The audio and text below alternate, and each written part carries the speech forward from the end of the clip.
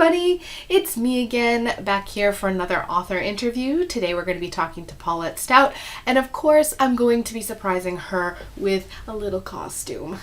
So here's my costume reveal. Let's count it down. So three, two, Two, one. one. Ah!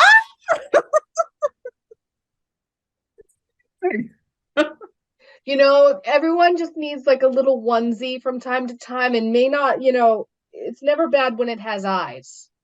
No, no, never. It's funny you say that. I just drove past someone this morning on their lawn. They have like a life-size inflatable, uh, seriously, like 6 feet tall of one of the family members in a bunny onesie, like on their front yard with like that was their like holiday decoration. I want to live in that house. Or maybe I don't. I don't know. It's I'll one of take a picture. I'll take a picture and text you for sure. But look, the best part is that I have a tail. Wow.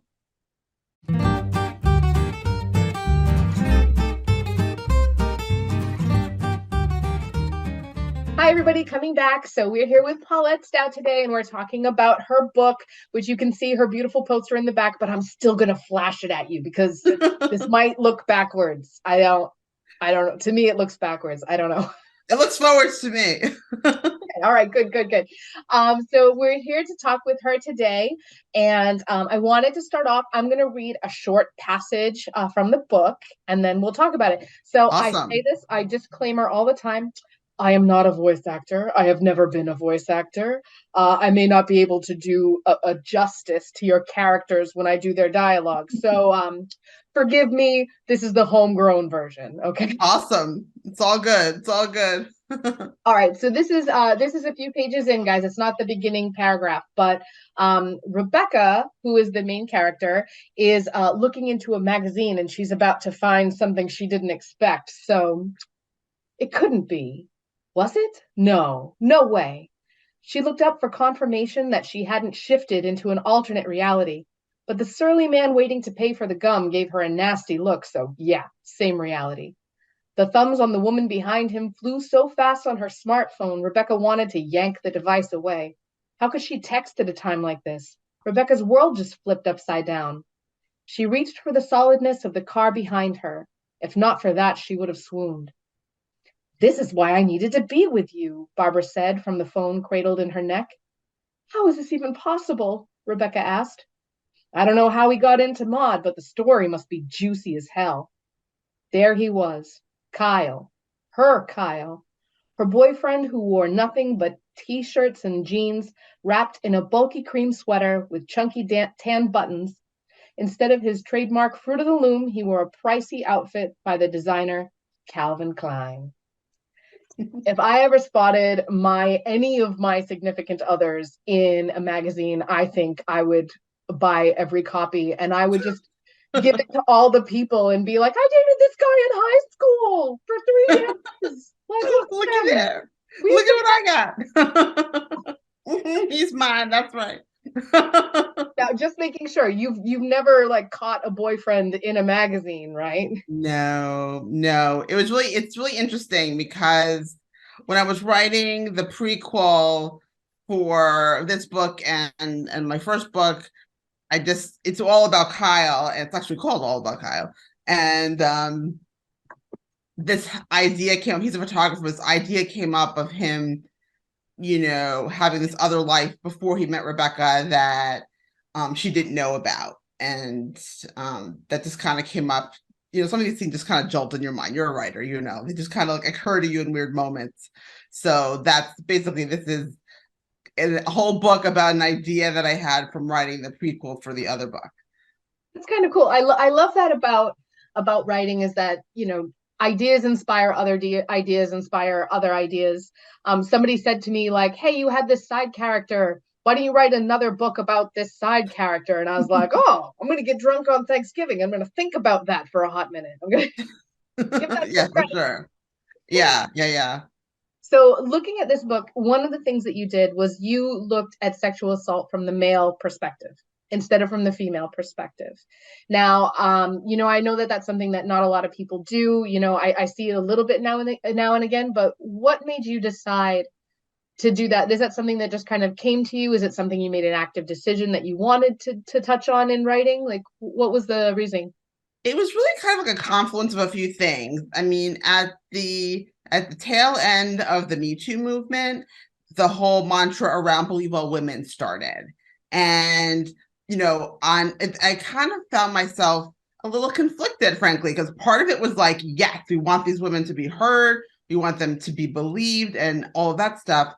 But then, like, the little devil on my shoulder was saying, but aren't we women? We have agency. We have control over what we do, what we believe, and we have the capacity to make both good and bad decisions. And does that rob us as women of some of our agency? Does that almost like infantilize us, that we're so pure and driven snow, we could never make a bad decision? It was kind of like how people used to think of women, ages ago. So like, that was like, So I was kind of like thinking on that.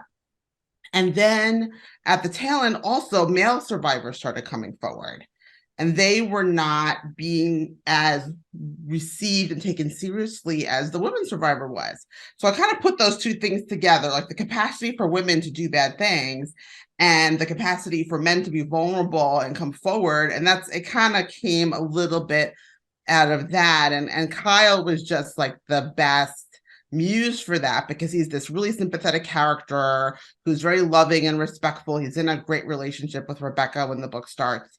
And, how do you navigate that? How do you navigate pain from someone's past and heal as a couple, heal as an individual, and, try to make sure the bad guy gets their due at the same time. So I gotta tell you, I ate the end of the book. I'm not gonna spoil anything, but I ate the end of the book.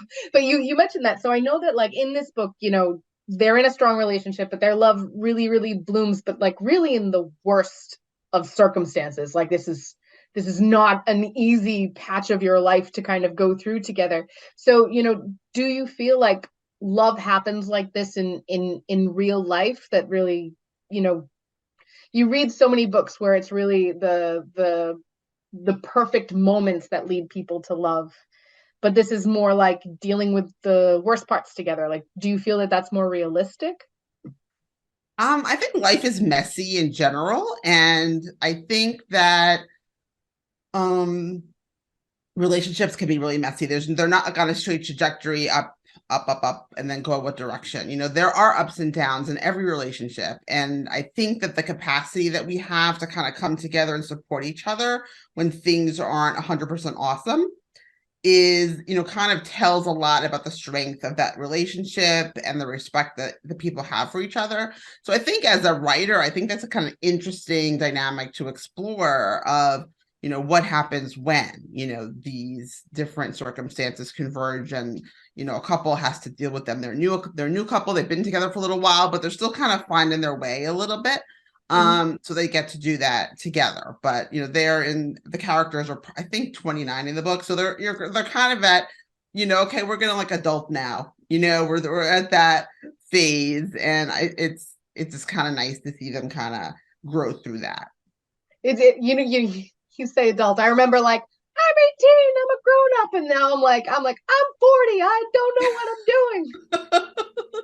Yeah, it's funny. I saw a great I think it was a social media post from somebody, and they were like, I just turned 30, and I thought I would have had it all figured out by now. And I posted back, I'm like, you've just gained wisdom. You got the wisdom to understand how little you know. When you're 20, you think you know everything, and they're like, wow, never thought about that. I'm like, yeah, there's like a crap ton you don't know yet. So funny. buckle up.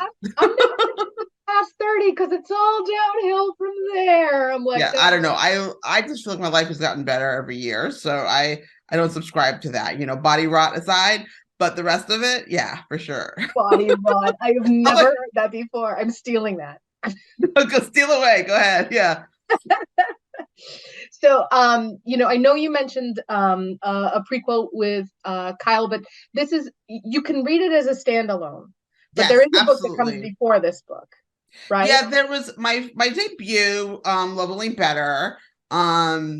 is Rebecca's. It's like a single story for Rebecca. I mean, Kyle, they meet in the first book, but Lovely Better is a very different type of a story. It's has a lot of sexual content. She's on a journey to kind of explore and understand her own intimate life.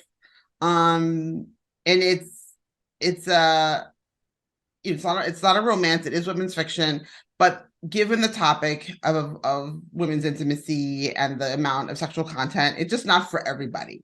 So I'm calling What We Never Say a book one, because it's really beginning a new chapter of the book. So the books that follow this one will be more alike each other than they will be like my first Lovely Better. So you certainly can read it almost like as what happened to Rebecca before. I feel like people who read the first book and really love the characters are, dig in the second one, but you don't have to read the first one. I have a post up on my Instagram, whatever. You could kind of compare the two books, one POV, three POVs, one flame, three flames. You kind of get the sense of the differences between the books. And I think like the book I'm working on right now, which it will be Barbara's story, in that you'll meet in What We Never Say, it's definitely more like this one than it is like Lovely Better. So I'm trying to make a little bit of a distinction so people wouldn't read that book and think, oh, she's only going to be writing about orgasms the whole time, So that's why not wouldn't you? what it I is. mean, nothing wrong with that. There's nothing wrong with that. So if you need to edit that out, no, go ahead. I don't want to keep your rating. Oh no, your please! YouTube rating. I marked one of my videos 18 plus because God only knows what's going to happen in these conversations. Like, and I won't blame it on you. It will probably be me. I will probably say something untoward, and then I'll look at it in editing, and I'll just be like, keeping it. The way it goes. But so you mentioned that do you have other books out too?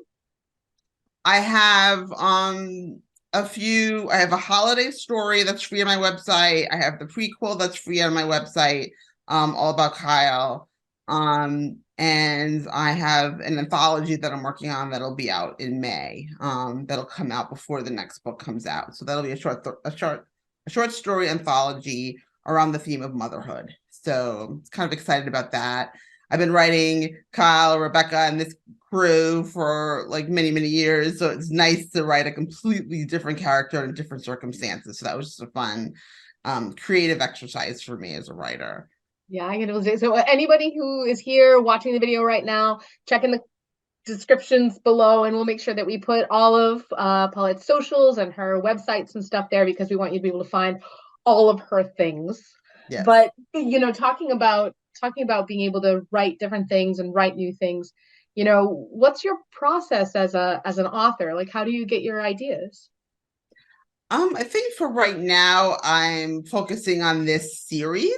So I'm planning a few books ahead of, what's going to be happening with which characters. And so right now, each character will kind of have their own book. So, this What We Never Say is Rebecca and Kyle. The next one's about Barbara. I believe the next one will be about Leslie. And then after that, I'll figure out, what other characters might pop up in the next two books. Do any of them deserve their own book?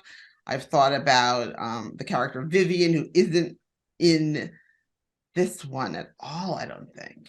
Is Vivian in this book? Yes. Yeah, she's in there. Vivian. Yeah, Vivian. Of course she is.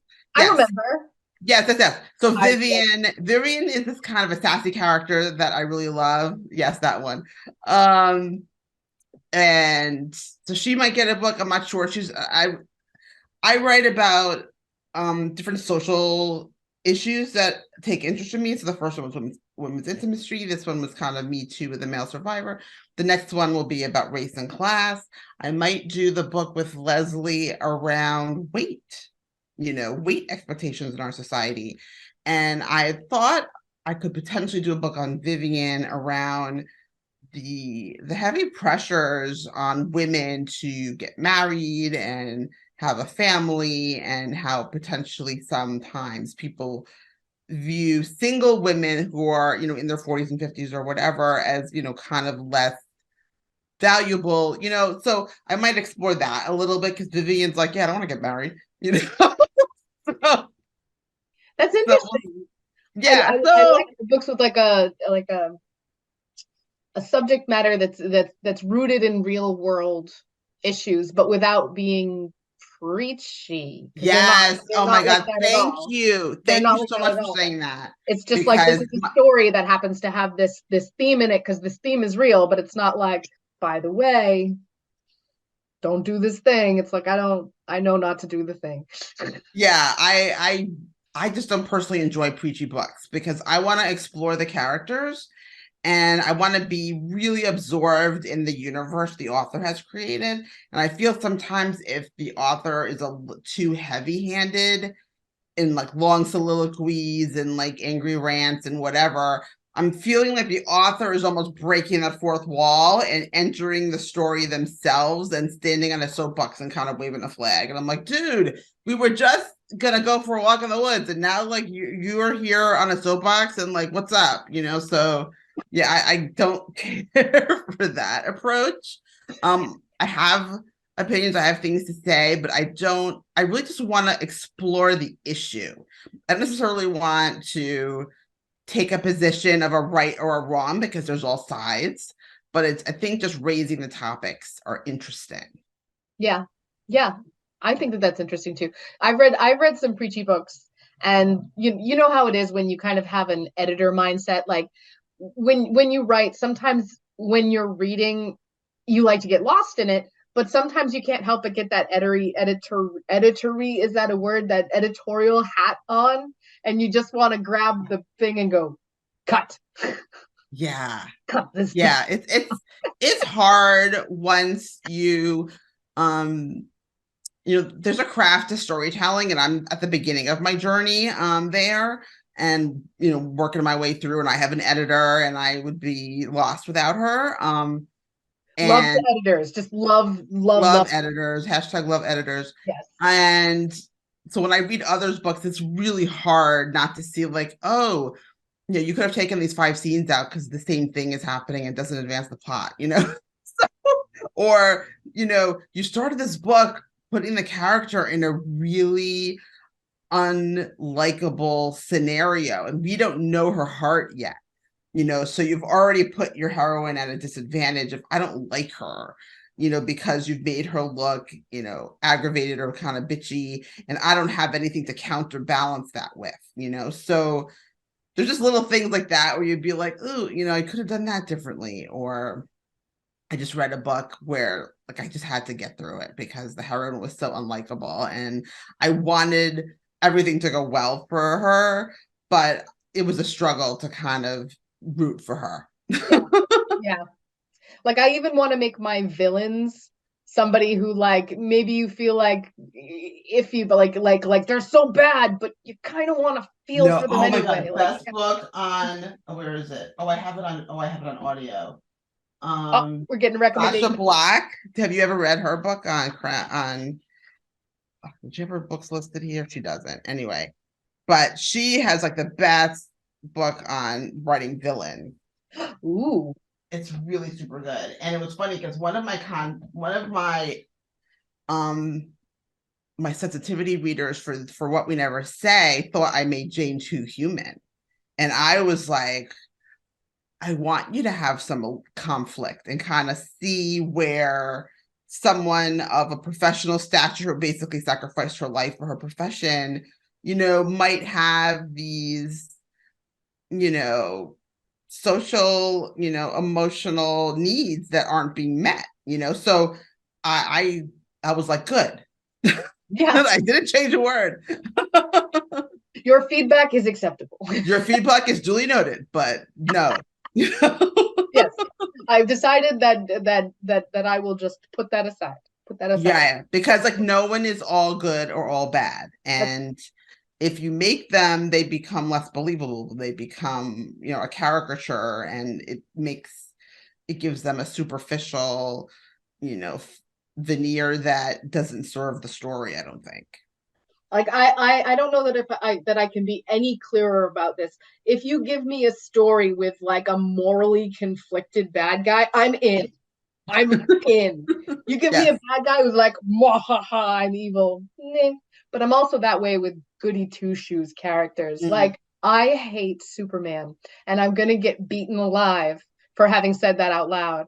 But I will take a Batman or a Wolverine every day over a Superman. Oh my Please God, I don't love burn me Wolverine. alive. He's just like the man or Oh yeah, the beast or whatever he is. he's the man beast. Man beast with adamantine bones. Adamantium? I think I'm mispronouncing that. Anyway. So we were talking about editing earlier and different things. Like, I know indie publishing is huge nowadays.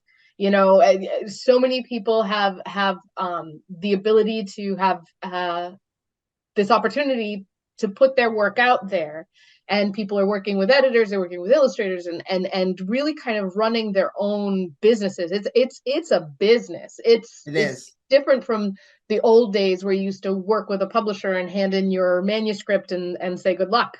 You know, there's social media marketing, which everyone, Paulette has taught me a few things about social media marketing, specifically about how I'm probably doing it wrong.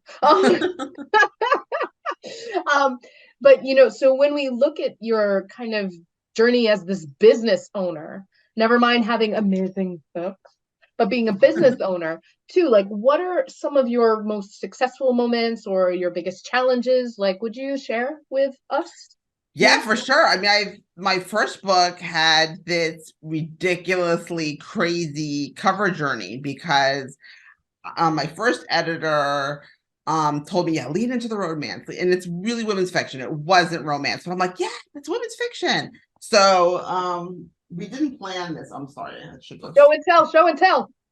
show and tell. So had this ridiculous cover journey, and she's like, yes, it's a romance. And you haven't read the first book yet.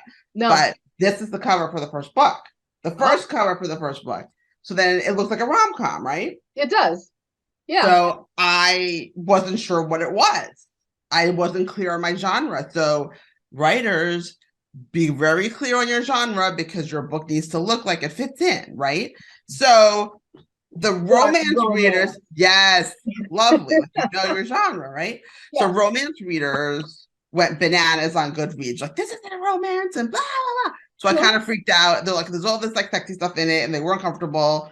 So I just pivoted really quickly, and I came out with a second cover.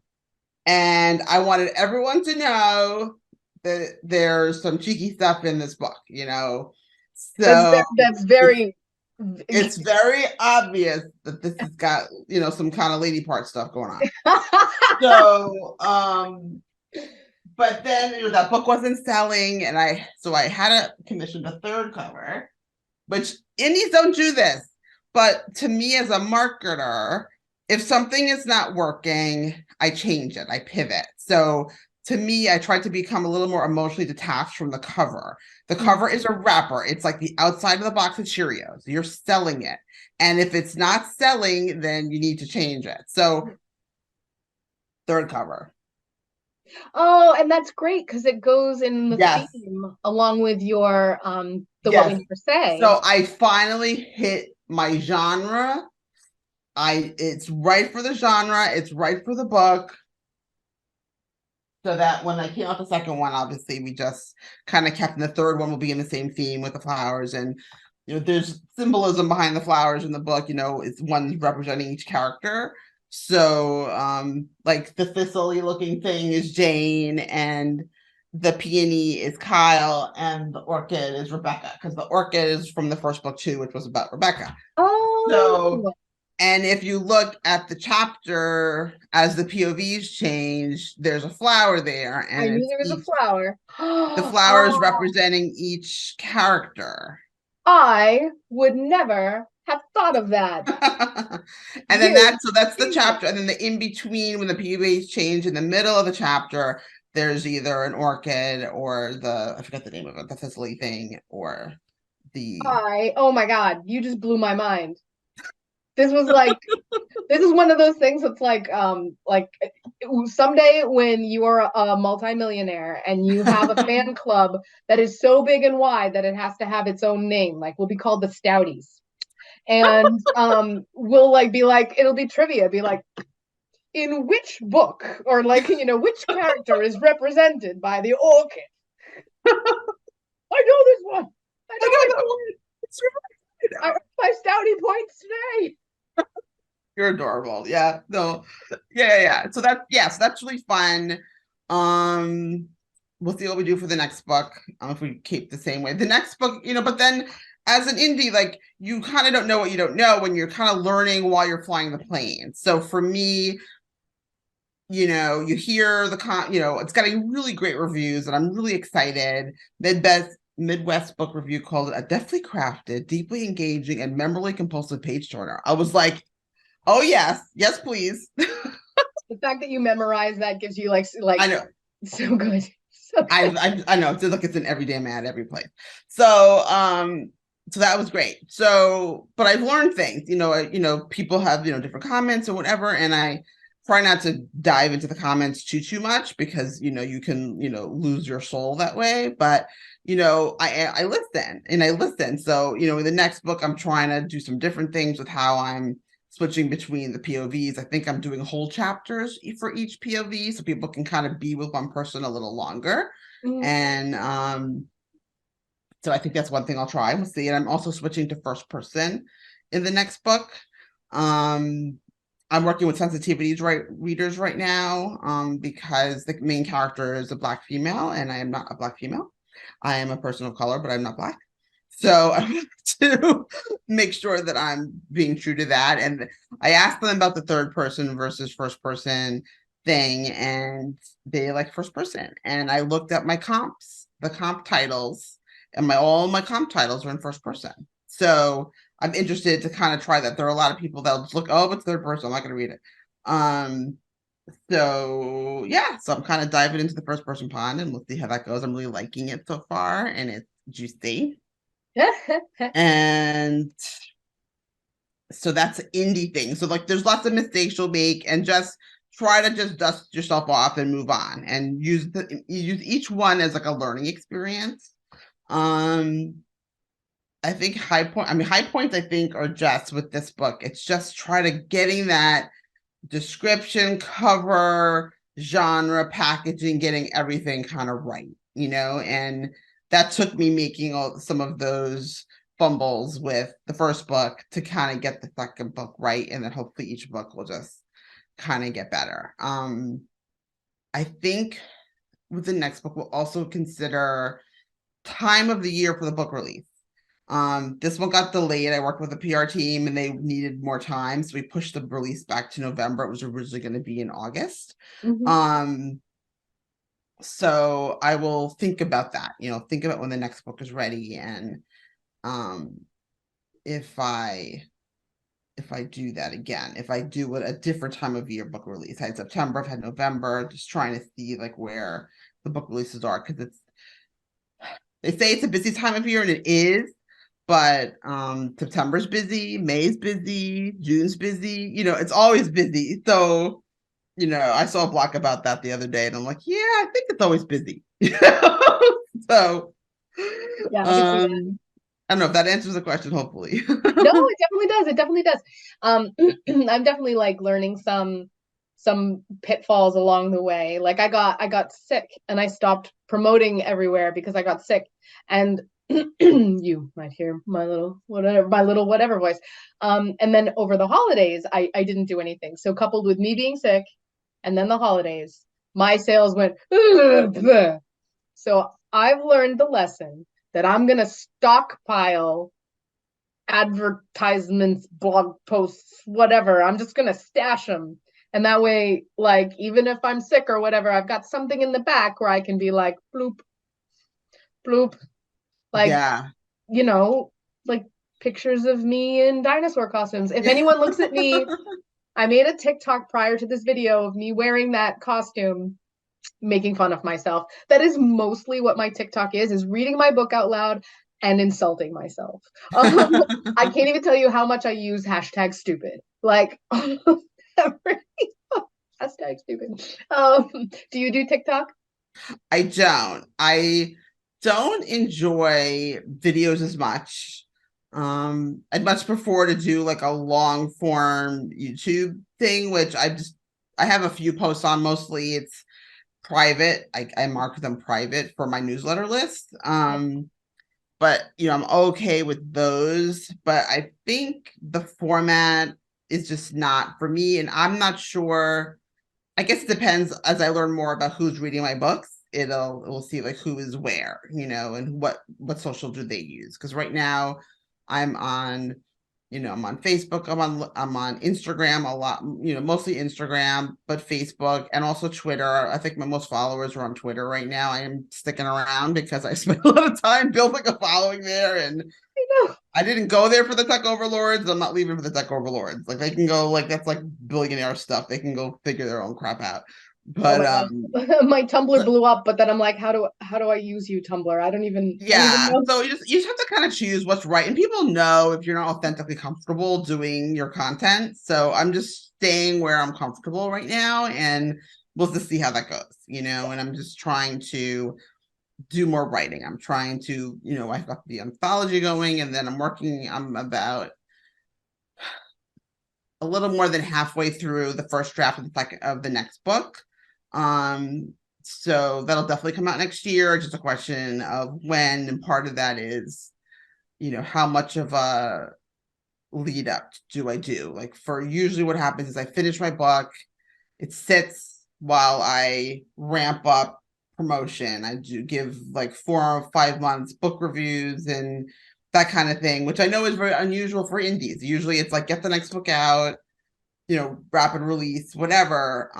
Working with a PR Enough to make team, you they stress need a vomit. ramp up time. So I guess, as I kind of assess how this PR program went, all together, I'll see whether, it's worth waiting again.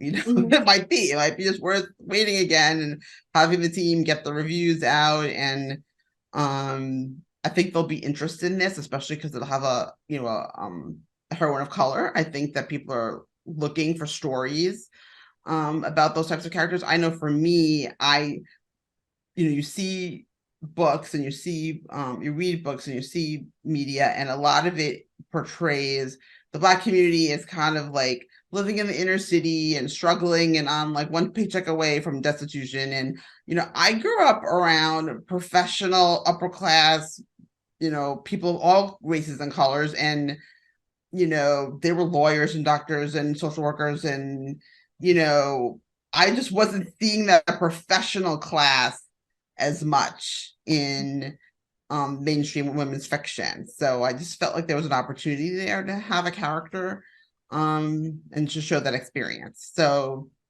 it'll be And interesting to kind of I know have that that. when I've been querying lately, a lot of agents and things like that are specifically looking for things that have BIPOC representation, LGBTQIA plus representation, um, but you mentioned a sensitivity reader because that's so important because I feel like as writers, we imagine the character's lived experience, but there's no way that we can really know whether or not it maps to a true person's lived experience. Yeah, this is a very different writing experience for me because I never share my first drafts in progress.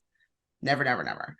And I am sharing my first draft in progress because I just need to know if I'm way off base with how I'm writing the story. I share the outline with them, and I'm about to meet with them, I guess, in a couple weeks, and they'll read the second 20,000 chunk of the book. I'll probably have another 20 by the time I meet with them, but I just need to know in progress how it's going and if these storylines work. And then what I usually do is I write the drafts, I get the character's arc. And I guess now, as my writing is improving, I'm able to get a little bit more of those sensory experiential settings. Like I don't go crazy with the settings and all of that stuff in the first draft, because if the whole chapter is going to disappear, then I've wasted a whole lot of time writing sensory smells and sense and the ambiance of the room, and like I've wasted my time. So I kind of layer that in later, and Yeah. I'm just really trying to get the plot, the character, the mood, the emotions down, and but they feel like they're really enjoying it, even like my first scrappy first draft, so that's cool. And take their feedback and kind of incorporate that in the first edit. But yeah, it's crazy to be sharing it. I never share the first draft. So it's a little bit weird. I had to try to make it as good as I could. It's a different kind of bravery. It's a complete yes, and it's a completely different, but I just felt like because I needed that input all along in the entire process. Whereas like with What We Never Say, I had my sensitivity readers read it like after, like beta readers had already had it. Sensitivity readers had it, I had some psychologists, a couple of psychologists read it to make sure, because it's a therapy thread in there. I wanted to make sure that I wasn't, portraying anything inappropriately. I reached out to a few organizations that are crisis centers, and one was really focused on women and, was a little bit uncomfortable, working with the content that had a male survivor, even though they support male survivors on their website, they say. They didn't really want to waste any resources on that, which was kind of interesting. Yeah. And the other crisis center was called 1 in 6. I did mention them in the back of the book. They were a little bit of a smaller organization, and I wasn't able to connect with them, but they do support male survivors there. So I just figured it was worth mentioning in the back of the book, even though I wasn't able to connect with them, but I did try.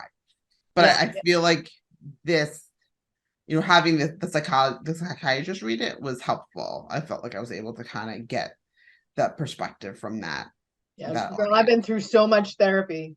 I swear to God, how many decades worth of therapy do I could sensitivity read for therapy. Like I know exactly what words are going to come out right. of my therapist. I always say let's say her name is Hoobajoob. I'm like, I'm going to put on my Hoobajoob hat today and say, where are my boundaries?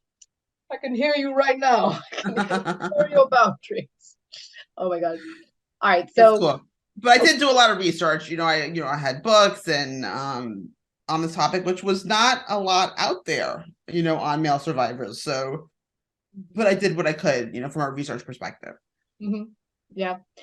And as somebody who also touched on lightly male abuse in my story, I think it is an important story to tell. Of course, women's stories are there, but like you said, there's a little bit of a sympathy and a sympathy tone there. People are like, oh, we understand this is happening to women, but there's the sense with men, like that's not a thing. Right. You know what I mean? Like it's a complete dismissal. That's not a thing. But let's end on a more positive note. Why don't you give some advice or some positive vibes? Like, what's a good vibe that we can close up our call with?